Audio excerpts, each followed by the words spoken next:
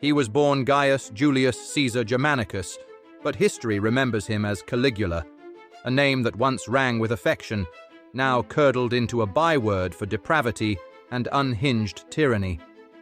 His reign as Rome's third emperor lasted barely 4 years, but in that brief span, he carved his legacy into the annals of infamy.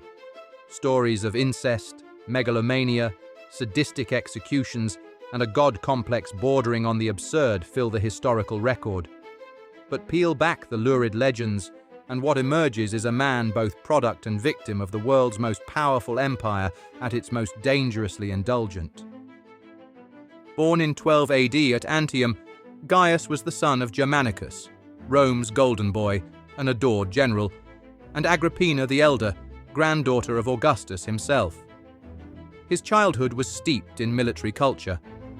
The soldiers, charmed by the little boy dressed in miniature army boots, called him Caligula.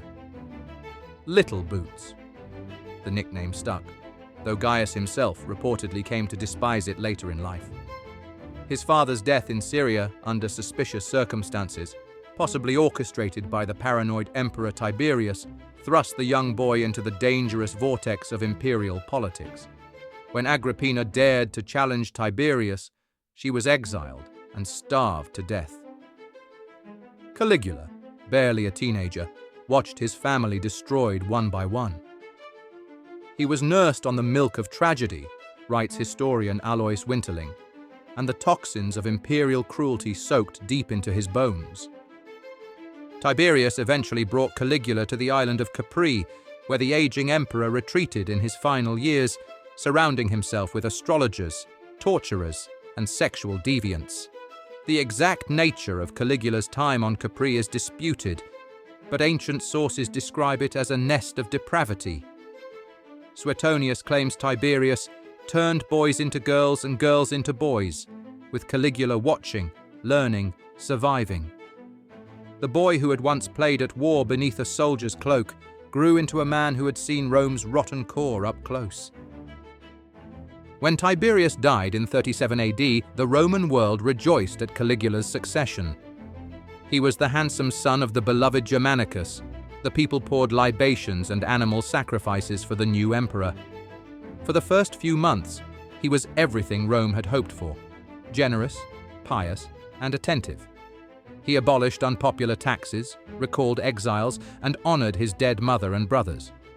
But the golden image soon melted. In October of the same year, Caligula fell deathly ill, possibly poisoned, possibly suffering from encephalitis or epilepsy. When he recovered, something in him had shifted. From this time on, Suetonius writes, he never ceased to display the worst cruelty, arrogance, and lust. Some modern historians speculate that the illness permanently damaged his brain, triggering a spiral into madness. Others suggest the madness was political theatre taken to grotesque extremes. Regardless, the Caligula who rose from his sickbed was not the same man who had inspired songs and statues only months before.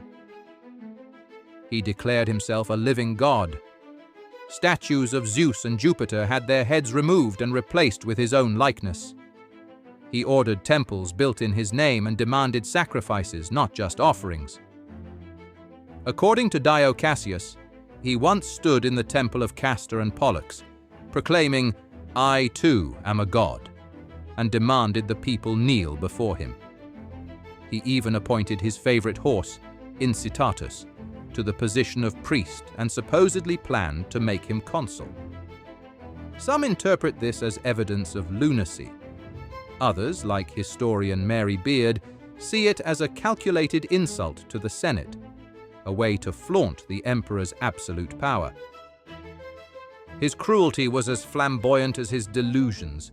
He relished executions, often inventing charges to eliminate rivals or amuse himself.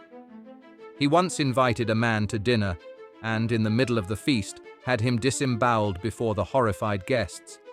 According to Seneca, he boasted, "I have only to extend my hand and off goes your head."